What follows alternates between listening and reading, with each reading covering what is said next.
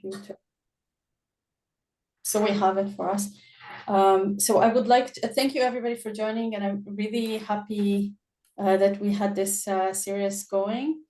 I would like to ask David to please, David Person, please explain what is Ameinu. Ameinu is the one who took on themselves to sponsor this event, a series of events. So David, please let us explain. Thank you, Limor. Good morning, everybody from Vancouver. My name is David Burson. I'm the chair of Ameinu Canada, which is a progressive Zionist organization, which is part of the Jewish Zionist world. I guess we are part of the Canadian Zionist Federation and part of the World Zionist Organization and part of a global alliance of labor Zionists. Many of our people are people that grew up in the youth movement of Havonim Dror and other types of folks. And a lot of our work is leadership education. A lot of our concern is about keeping 25 to 40-year-olds that have a connection to Israel meaningfully connected to what's going on, as times have gotten more challenging and there's been more of a drift to the left and away from supporting Israel like we once knew. So this is something that's really important to us. We have partners around the world. Mickey, who's on the screen here, is Ameinu United States. We have partners in Brazil, in England, in Australia, and in Europe. And we all very much try to advocate for a Jewish and democratic Israel. We very much embrace a two-state solution and are actively involved in trying to advance that. And we're trying to be a voice for reason and sanity at the Zionist table in the Jewish community. So I'm really, really honored that we're able to provide these platforms for Limor, who has been doing some fantastic educational work in the community in Canada. I'm glad that there's people that are also here from the States. And I just want to say a big thank you. And I'm going to excuse myself. I'll be on for a little while, but I have a meeting with my day job CEO in another 20 minutes that I have to be ready for. So thank you all very much. And may we pray for better days and better news. And may we bring the hostages home yesterday. It's a situation that's intolerable, and I hope will resolve itself very, very soon. Thank you all very much for being here. Thank you, Limor, and thank you, Mickey, and thank you, Yaron, for joining us today. Thank you very much, David. Thank you for the sponsorship for this event. I would like to introduce Yaron, and after that we can have a free conversation and questions. And Yaron Deckel is right now regional director to Canada, and he just recently joined the Jewish Agency. Now he's based in Toronto, but he really has over 30 years of journalism experience. He worked for both radio stations in Israel, served as the editor-in-chief for Galei Tzahal, it's one of them, and he worked in Reshet, what we had the Israeli National Radio and TV. And Yaron served as Washington, BC bureau chief for Israeli Public TV, where he covered US-Israel relations and was the first Israeli journalist to interview President George W. Bush. I remember that actually. And later Presidents Carter and Clinton, among other US leaders, obviously. And during his time in the US, he created a 5-part TV documentary, The Israelis. It was fascinating. I remember that as well. And that was documenting the life of Israelis that are actually living in the US and Canada. And it ended up as a 4-part documentary about the Jewish identity in North America. It's very fascinating, and I think it's still available somewhere you can watch. Deckel is the winner of several awards, including Sokolov Award in Israel. It's the most prestigious award of journalists in Israel, and he also was the B'nai B'rith Award for the special coverage of the Jewish community in the USA. And he was a scholar in the prestigious Reuters Foundation program of Oxford University for reporting, editing, hosting. serving as leader of one of the Israelis' most popular radio stations. There is more, but I'll let Yaron explain and talk, and I'll give you the stage, Sure. Yaron. Thank you. Well, thank you very much for having me. I'm very glad to discuss issues which are in our minds and hearts. And obviously, after my just a second, there is a dog here. I'll pick the dog and then I'll continue. Okay, no problem. We still have people joining in. I'll just say that after Yaron's talk, we can have Yaron, you leave us some time for questions at the end, right? Yes, of course. Okay, great. I just want to speak when not the dog is speaking. So anyway, I'd like to start our conversation today, and after my presentation, I'll obviously leave some time for questions if you may have. With the current situation and touch how it reflects on the situation of the community of the LGBTQ in Israel. And this is obviously the war which started this week, 6 months ago. On Sunday, we mark the exact 6 months anniversary for the atrocities of October the 7th. And I'd like to start showing more, maybe a minute or a minute and a half of a clip from a funeral. And the funeral is a funeral of an officer, Sagi Golan, who, just a second, Sagi was killed during a battle, and it was just a week before he was supposed to marry his partner, Omer. Obviously, it's not a marriage that's recognized by the state, but it's still a declaration of partnership. And Israel, and we'll touch it later, does recognize what we call in Canada common law, or in the US, I think it's kind of a civil union. So they were supposed to marry each other, to have the marriage in a very happy occasion, a week after Sagi Golan was killed, Lieutenant Sagi Golan. And in the wedding, they planned to put the song Unfortunate to Love. Unfortunate to Love by a gay famous singer. His name is Ivri Lida. And he heard about the fallen soldier and about the plan of the funeral, of the wedding, sorry, and he decided to come to the funeral. And it was very, very moving and sad to hear the marriage song in the funeral of Sagi. And I wanted to start with this song, at least a minute or a minute of half, Limor, please.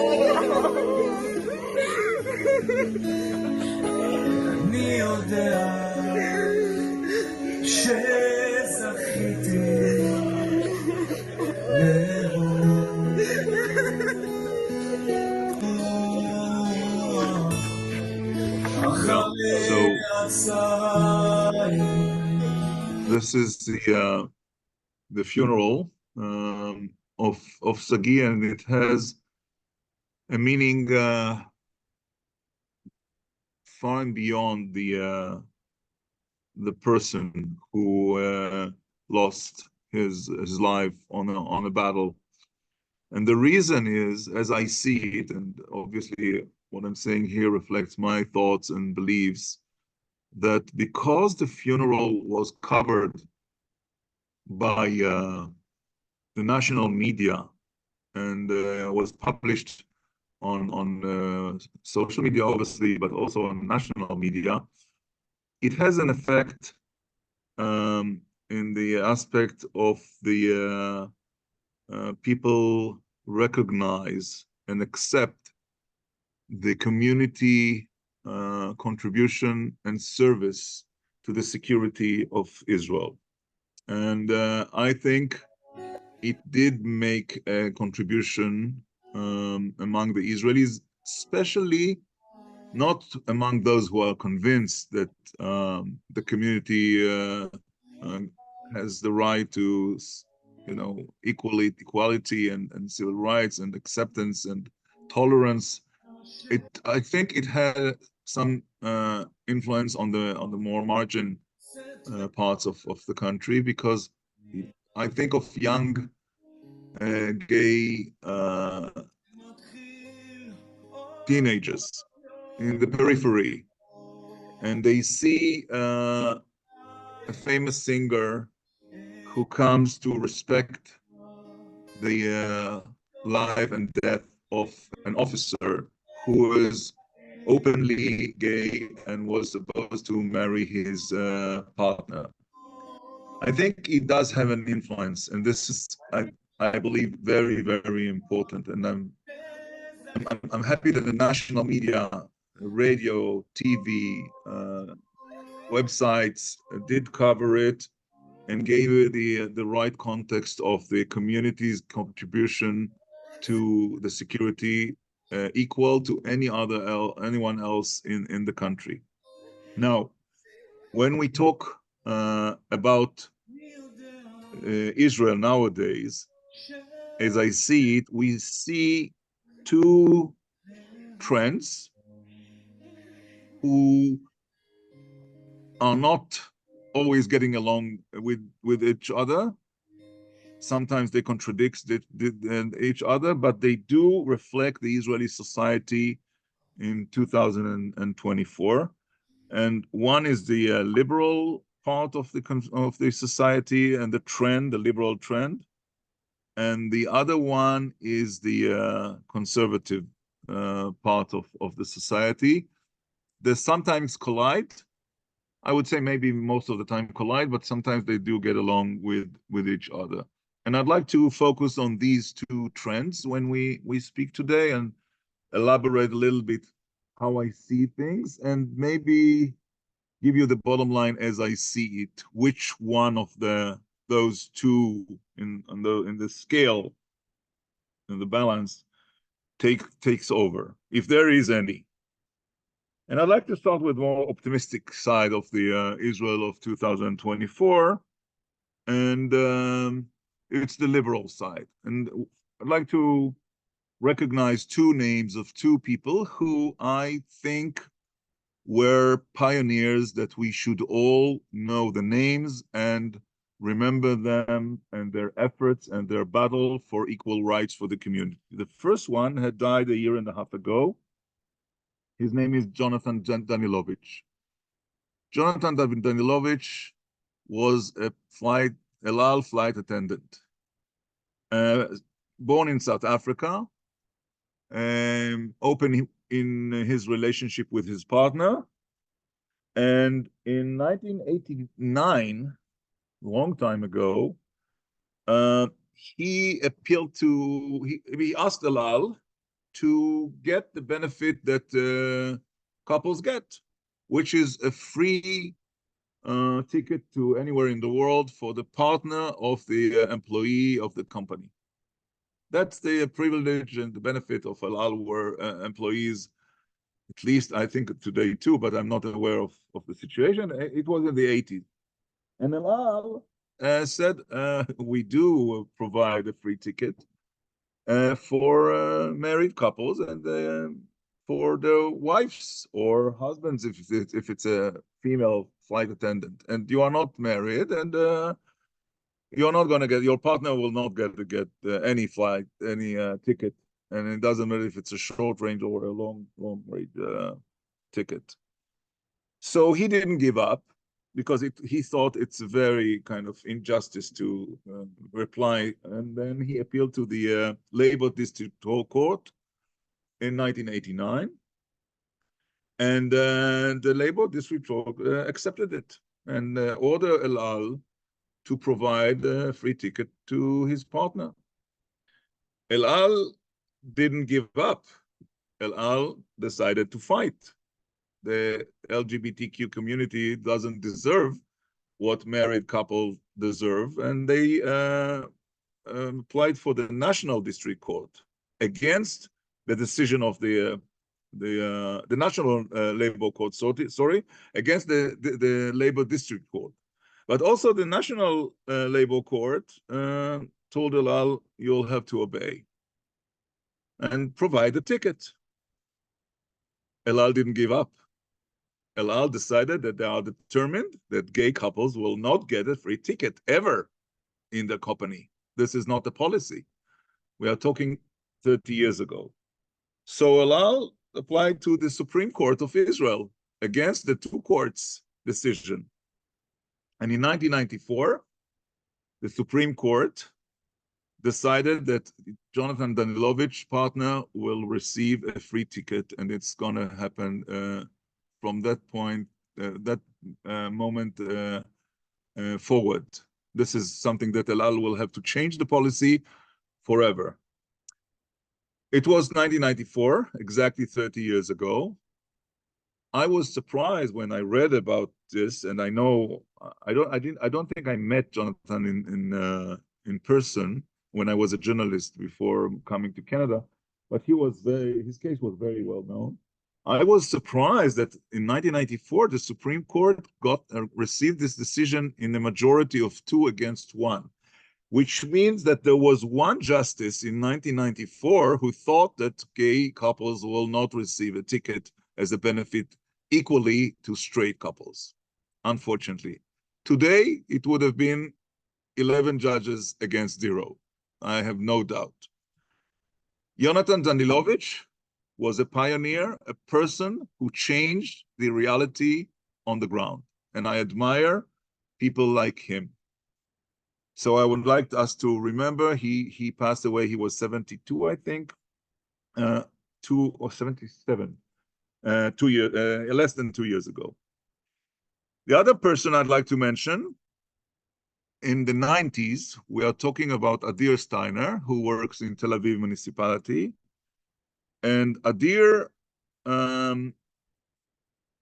had a partner who was an officer in the army, a colonel, who unfortunately died of a cancer. And the Army's, the Ministry of Defense, actually, policy is to compensate families and partners of soldiers, not only fallen soldiers, but soldiers who died during their service. Could be also a car accident. And he was in uniform, a colonel, he was a doctor. And Ministry of Defense didn't recognize the partnership. And Adir, who was also very determined, applied for the help of the Supreme Court to recognize him as a partner who lost his partner in the uniform, and he deserves the equal rights of any other couple. Now, he didn't get to any decision because the Minister of Defense at that time, his name is Isaac Mordechai, decided not to go for any fight or any argument and ordered to pay here is a deal with the Prime Minister Sharon. He's in the middle with the LGBTQ community, meeting with Prime Minister Sharon in 2000 and something, 10 years later. So he, Minister of Defense, ordered to pay exactly what any widow receives, and exactly the same policy, and Adir Steiner won. Just to mention, we are relatives through marriage, me and Adir. He still works for the municipality in Tel Aviv, and he is another person that should be admired by changing the situation and the policy of the Ministry of Defense on the ground in the 90s. Now, why did I give those two, I think, important examples of two personalities? Because since the 90s, the Supreme Court defends as much as it can the rights of the LGBTQ community. And we see that the Supreme Court is a major defendant in Israel on the community, without trying to take the part of the legislation body, which is the parliament, the Knesset, because Supreme Court has a power, and the Supreme Court has also limitations. Now, so I'm encouraged by the Supreme Court position in the last 30 years, and I'll get to the judiciary plan in a few moments. But before that, there is another positive thing that happened less than 2 years ago, when the Speaker of the House of the Knesset, for the first time in the history of Israel, is openly gay.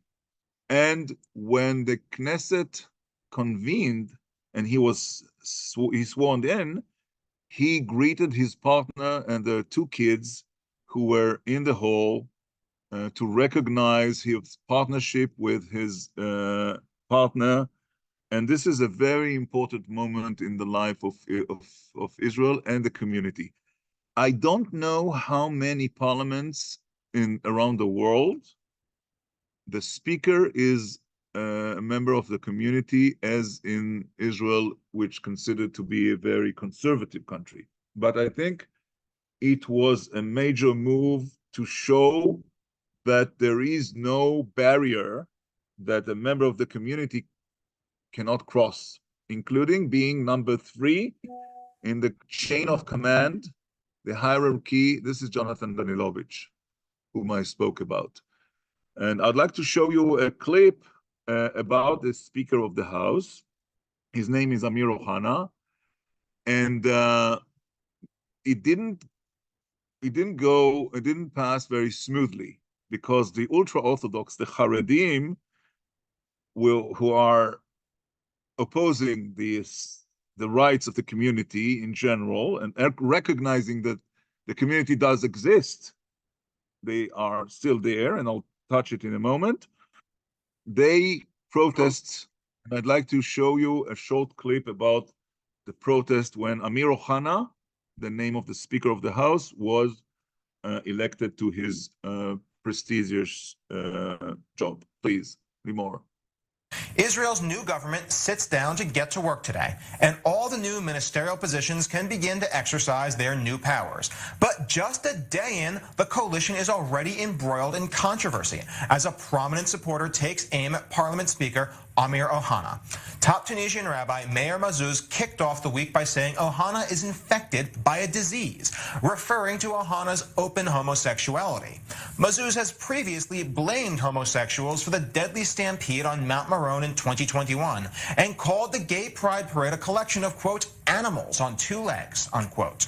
It's noteworthy because the influential rabbi has been a major supporter and political kingmaker in ultra-Orthodox politics, including in the current coalition's 2 Orthodox parties. Now, for more on some of the controversy, we're joined in studio by Owen Alterman, I-24 News senior diplomatic correspondent. Is this a lot of hot air and noise, or is this guy actually influential?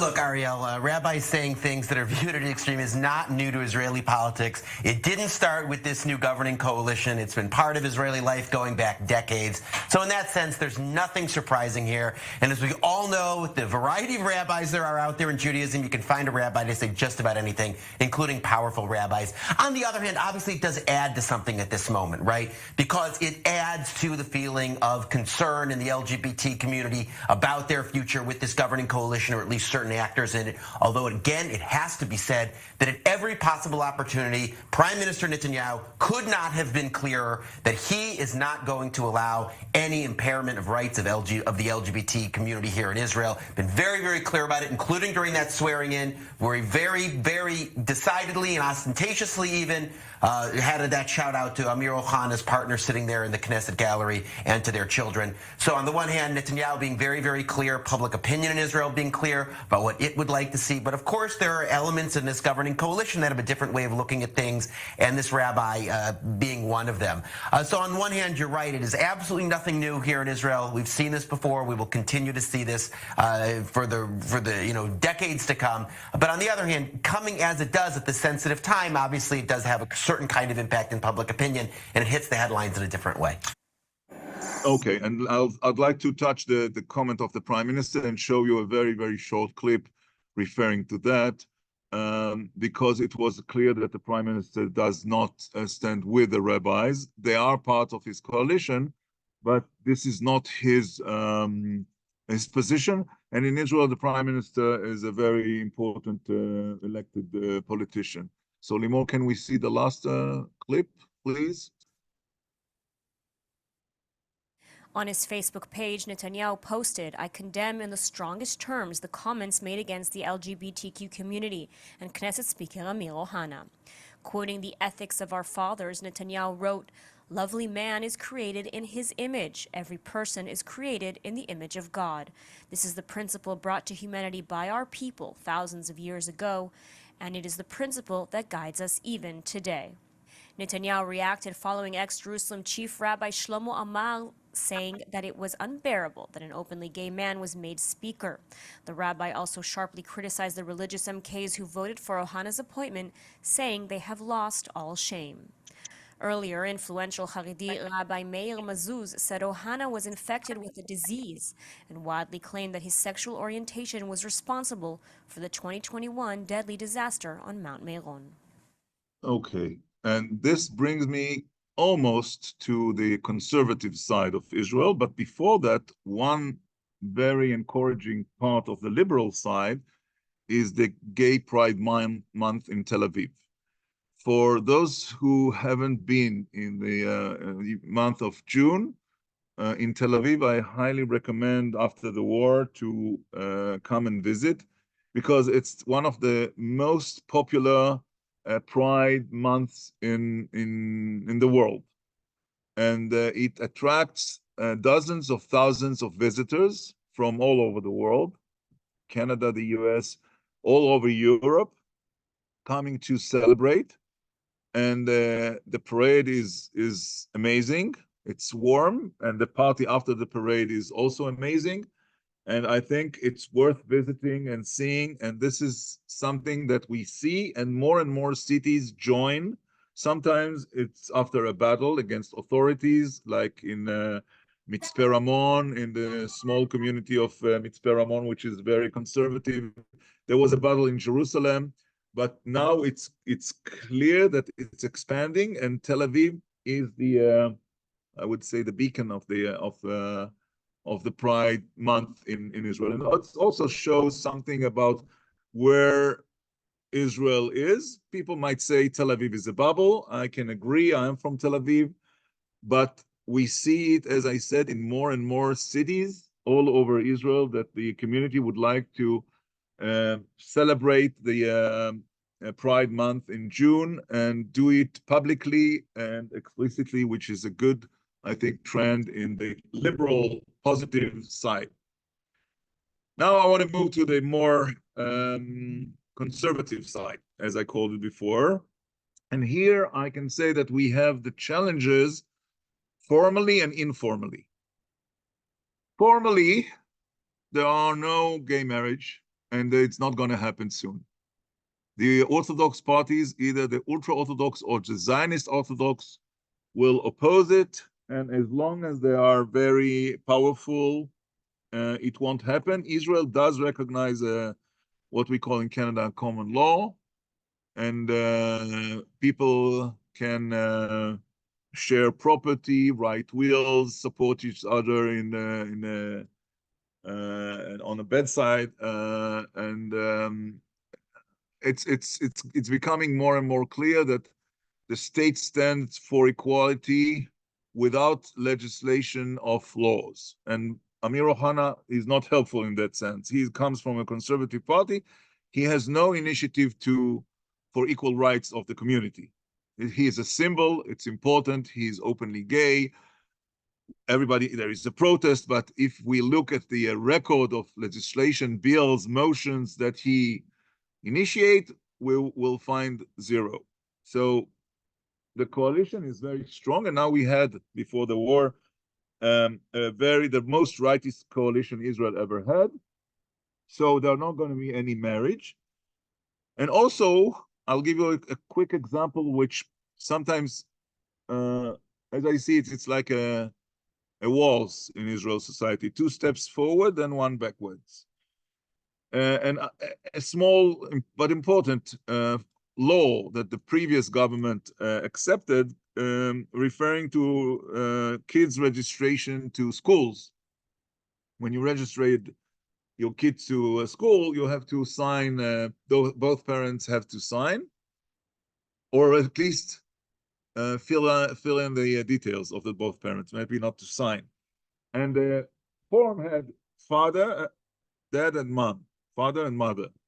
So the previous government said, let's give the community the feeling and the society of equal rights, and we will change it to parent number 1 and parent number 2, because it might be 2 mothers or 2 fathers. So no more dad and mom. The current right-wing coalition decided to reverse the situation, and now it's back to dad and mom because they don't recognize 2 same-sex parents. Now, there is no way to adopt. Same-sex couples cannot adopt legally in Israel.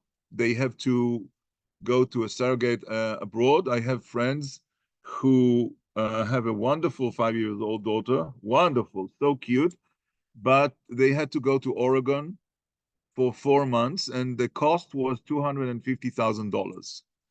So to have the same right as straight couples, they have to pay $250,000 for that, which means you have to be wealthy or have the support of your parents to get the basic right of having a child. Now, this is formally, all this is formal. On the informal, we have 3 parts of the society who are very, I would say, narrow-minded, if you want, less open, much more conservative. Some people might say ignorant to the community and the situation in the Western world in 2024. And this is the Orthodox, the ultra-Orthodox, and the Zionist Orthodox, the people who live in the periphery, and the Arab community, which is, I'm talking about the Israeli Arabs, 20% of the population. And from the Arab community, I have a friend, and she's an owner of, she sold a factory of a sesame, tahini, and halva in Nazareth. Her name is Julia Zahar. Tahini El-Arz.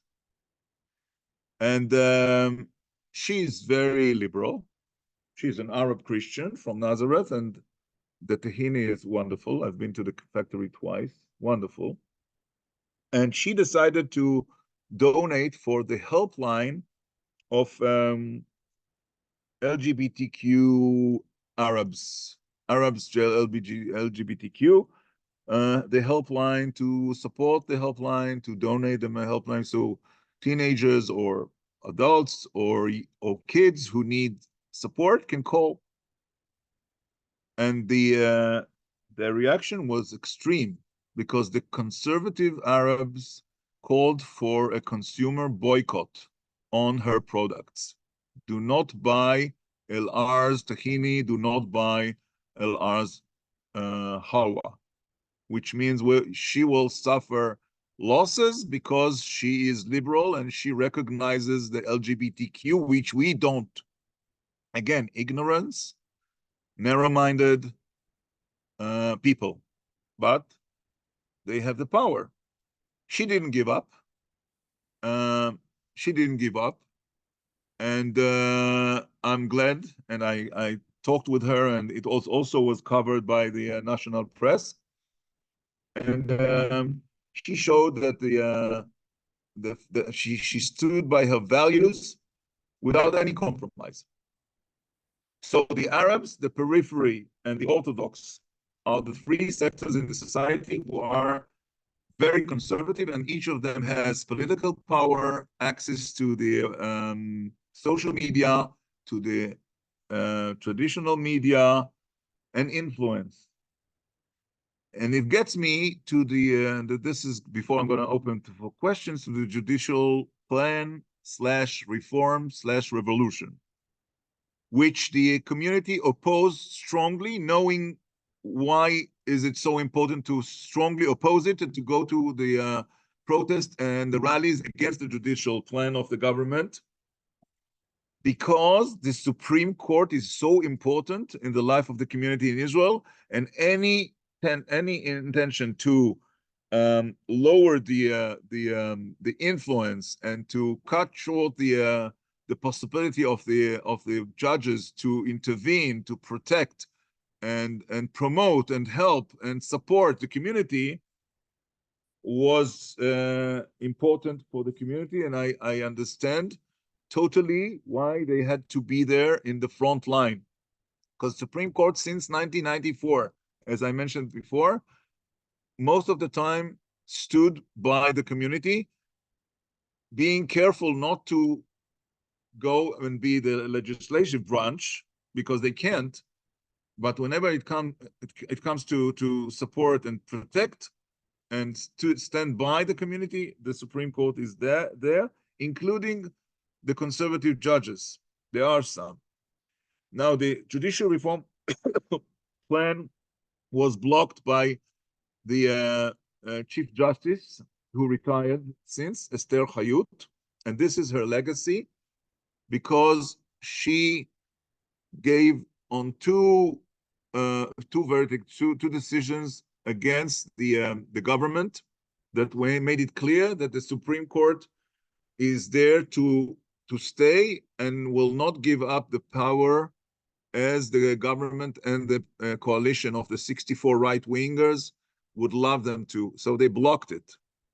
Now, will the government resume it after the war? I doubt it. I doubt if the government has the power. But it was on the table for 9 months, and it was connected directly to the equality and the situation of the LGBTQ in Israel.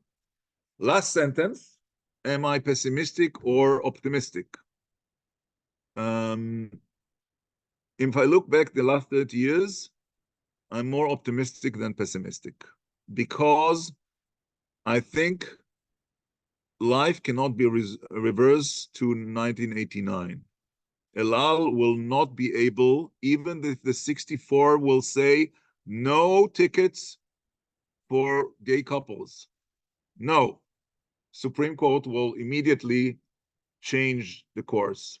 So if we look back on the two trends that fighting each other, and as I said before, also sometimes getting along with each other, we see more gay pride days in different parts of the country. We see we move towards more equal rights. There is a long way to go, till we get where Canada is. I'm not sure anymore about the United States after what's going on with the Supreme Court in the United States, to be honest. but I live in Canada. It's a long way of Israel to get to where Canada is. But I'm optimistic. I think even people who are extremely conservative or ignorant cannot move the clock back to 1989. And now with this bottom line, and you might agree or disagree, I can open for questions if you have any, and I'm able to answer. Please raise your hands, and Limor, take over and moderate the question Q&A part, please. Thank you very much, Yaron. Thank you. I learned something. I wanna first, before we go to the questions, I will put at the chat our next 2 events for April, and I think they're fascinating. It's the e-card that you see I just shared with you. One of them is about Sapir Berman, who is the first trans soccer referee in Israel, and the other one is about Dan. Dan is actually from Toronto, and he's a crazy person. Yaron, you agree with me? We know him both. He's visiting Muslim countries and especially gays communities. Are you here? I am here. Yeah, he's here. Okay, so we will see you next. Oh, next. hello. Hello.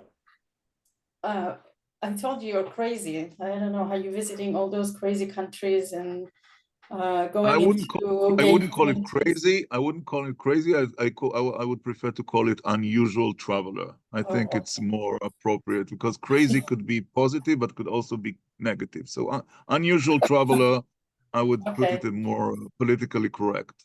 Okay, so please register to the event, but I want to see if there are any questions to Yaron related to the law and rules in Israel. You asked some questions on the chat? Oh, no, I thought it no is. questions. I have a quick question. Nikki, go ahead. Well, you know, thank you, Yaron, for this presentation. I think it's very important that you mentioned Ameinu Canada and the Supreme Court, because I think it's important to make that point that Netanyahu is, with all of his statements about supporting the LGBTQ plus community, he's been prime minister for a very long time. And please correct me if I'm wrong. I don't recall a single legislation that came from his coalitions or government to support the LGBTQ community. And all of the advances that were made to support LGBTQ community in Israel were actually exclusively made by the Supreme Court, which, you know, prove your point about how crucial it is. But at the same time, I am as someone who grew up in a small village in northern Israel, I'm troubled by the fact that Netanyahu has brought into his coalition so many proudly homophobic people. And these aren't people just, you know, like we have here in the States that, you know, can say something mean and then say, you know, I didn't exactly mean that. These are people like Avi Maoz and Smotrich that are proudly define themselves as homophobes, and these people have a lot of power and they really control Netanyahu's government. So I'm, you know, I'm more agree with you, actually, because I feel like, you know, we were able to find, at least for now, find a way out of this legislative coup that Netanyahu tried to establish. But that really happened because, and again, correct me if I'm wrong, just because a few parliament members decided to go against it, mainly Yoav Gallant. Yeah, I agree with you. And this is one side of the coin. And that's why I mentioned when I started and when I concluded the Supreme Court of Israel, which is a very important light in terms of the community rights. And I agree that Netanyahu didn't promote any law for the community in his time as in power, mainly because most of the time he had the ultra-Orthodox who will block it or oppose it, and he needs them for other things. On the other hand, most of the laws or the motions or decisions that the Supreme Court did receive went through and continued to be part of the Israeli society, and Netanyahu didn't reverse I mean, he didn't come with the liberal laws, but he didn't come with counterproductive other laws who might take the situation into orthodox, extreme, anti-community laws or bills. So this is the other side, because we can say, well, such a horrible government for the community, but which doesn't do much to harm the community in terms of the Knesset. So maybe he is in the middle, not doing much for, but doing nothing against. So I tried to look at both sides of the coin, and I said before, the ultra-Orthodox, the Zionist Orthodox, and the ultra-Orthodox, they do have a political power. And right now, and I forgot to mention the member of Shas party, his name is Yigal Gueta, who was a member of parliament. And he said he's going to participate in his nephew's gay marriage ceremony because his nephew, the values of family are the most important for him. Yeah. He had to resign from the parliament because they said you cannot represent an ultra-Orthodox party. Now, the black side of the coin, well, someone who spoke about it had to resign. It's awful. It's a catastrophe. Where is the freedom of speech? Where is the openness to the other values? On the other hand, the fact that a member of Shas, think of the hundreds of thousands of voters of Shas, I don't know how many of them are members of the community, closeted, who sees a member of parliament says, I'm going to go for my nephew who is gay and I'm proud of him. I hope it had an influence. This is the other side of the coin. Yeah. And now he is a radio anchor. I used to do shows with him. He's a wonderful, wonderful person. And I admire the fact that he stood by his values openly, explicitly. And as I mentioned, Julia Zahar before, from the Nazareth Tahina factory, they didn't give up. They were not threatened, even if he had to resign. Yeah. So it's very complex. That's what I try to explain why Israel is in a waltz situation. 2 steps forwards and then 1 backwards. Yeah. Liora, I see Liora. Yeah. Yes, hi everyone. I just want to make mention that there is a huge support to LGBTQ from the Orthodox family. So when someone decides to step up and follow their hearts, there is a huge support for people who do that. Also in the Arabic community. So once a person is not being accepted in their own community, I find that, as Yaron mentioned, there is always branches that they can, turn to, and I think that is wonderful to have in a place, that respects, like, there are other cultures, other perspectives, and we will support whomever that will come to us without judging where what community they come from. So yeah. Are you talking about the support organizations in Israel? Talking about organizations, right? There are a few private organizations and also supported the organization, municipal organization. I know from Tel Aviv, and there are places and spaces for teenagers and young adults to go to and to get support, to learn that they're not like ill or they have a problem, they're accepted. I was volunteering in these places. I saw how people are being treated without any question about where they come from. If they're Orthodox, they can remain Orthodox. They don't have to lose their religion because of that. And I really like the way they handled those I would say outliners, because I don't think there is a lot maybe out there, but they certainly get like the support they need if they come. Thank you. Anyone else with questions that I might be able to answer? Questions, comments, 5 more minutes. You Or- talked mostly about gay. I hardly hear you. Can you raise your voice? Is that better? Yeah. You've mostly spoken about gay rights and gay men. What do you have to share about the transgender community? That's a good question, and I don't have enough information about it. That's why I didn't mention the transgender. It's more, I think, in Israel, we have, unlike the States or in Canada, we in the community is, I think the numbers are different, or at least the known numbers are lower, and that's why I think, unlike the U.S. and Canada is very easy to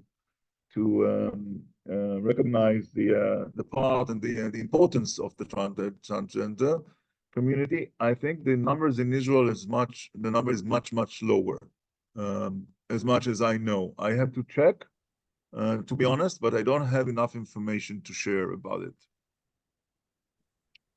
Can But I I say will check. something about Thank you that? very much for the comment. Yeah, Shine, go ahead. So I think that the numbers are more than you think. Possibly. And we have at least a few, even on television, or even on kids' channels, there once transgender anchor. So it's pretty good in Well, Israel. there is also a famous singer. Of course, yes, Dana. She was the first Yeah. one, and she won the Eurovision. Which I forgot to mention. It's my fault when I mentioned Amir Ohana winning the Eurovision as a representative of conservative, horrible Israel. It doesn't work. It doesn't go together. You don't take a transgender to represent you, and happy for you winning the Eurovision context if you are totally crazy, narrow-minded, extremist, conservative country. You will never do that. So I forgot to mention it on the positive side of the. This is. Yes, Shai, please continue. Yeah, so as I said, I think that it's the same like in the state, or like you can see hate somewhere on the street, but you can see that there is they're accepting people on TV, and you can be trans in a government facilities and work there, and there is no problem with that. Right. Well, thank you for the question and for the comment. I have time for another one. Lior? Hello, everybody. I'm very happy to be here. I'm Lior, and I'm a registered clinical social worker here in BC. Ari, I really would like to hear you again. Tell me what is it that you want to know about trans life in Israel, and we'll try my best to answer. I'm just curious, as a trans person who is struggling in the queer community here and have been considering moving to Israel, we don't hear much about protections of the trans community, or whether or not Israel supports transitioning medically and that sort of thing. First, I would like to tell you that trans people are fully recognized in Israel in terms of access to gender-affirming care, including affirming surgeries. They have a wraparound services that's provided by Israel. and and of course social services in Israel. It is similar to the process in Canada for accessing. Can you hear me? Yeah. Okay. Yeah. In accessing affirming care, there is a radical trans and gender diverse queer people in Israel, a group of queer people and transgender diverse people who are actively working on promoting the rights of trans people in Israel, as well as the right of other minority groups. Trans people in Israel are pretty much responsible for most of the revolution that the LGBTQ community in Israel have experienced over the past couple of years. Obviously, Dana International was one of the trans women who actually initiated the what we call the revolution in the 90s. What else I can say to you? There are plenty of pro bono organization that provide wraparound services again to gender diverse and trans people. There are also groups of trans people who offer mentorship for those who are in the beginning stages of their transition. There is also a group of trans people who advocate for increased recognition of the basic human rights of trans people in Israel. But I can confidently say to you that trans people are visible, are seen, and are being celebrated on a daily basis in Israel. Whether some groups in a form of orthodoxy like it or not, they are being celebrated, acknowledged, including in army, by the way. So trans people, I was super open during my army. I do not identify as trans person, of course, but as a gay man, I was fully open. One of my colleagues was a trans woman who, we served together, but I can tell you that they are integral part of Israeli army, and then they can safely work and play as they like. Of course, there are some challenges that you must be familiar with, not necessarily, due to some oppressive system in Israel. I mean, that makes sense, but I can tell you that trans people hold all major positions in Israel organization and leadership. Yeah.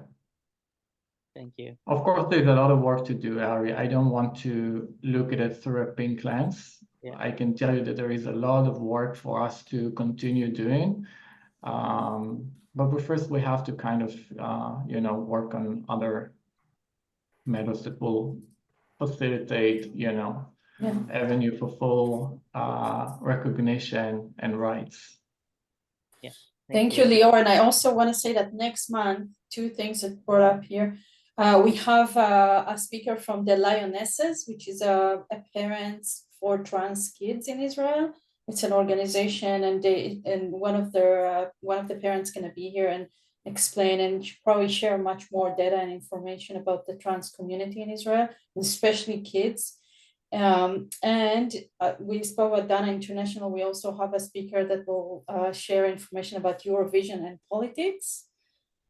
It will be right after the contests. I think is it next month or is it this month? I can't remember, but that's the Eurovision song contest.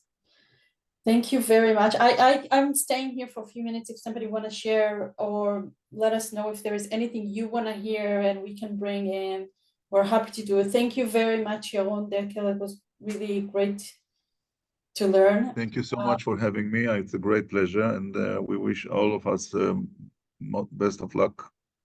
Thank you, and please Thank register you. to the next two events if you can. That would be great.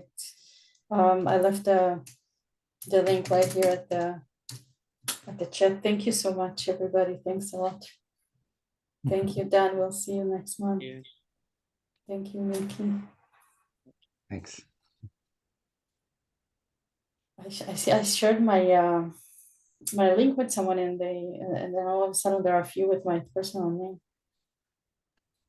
ליאור, I think everybody לימור? here speaks Hebrew עכשיו, אז אתה יכול. זהו, כולם מדברים עברית?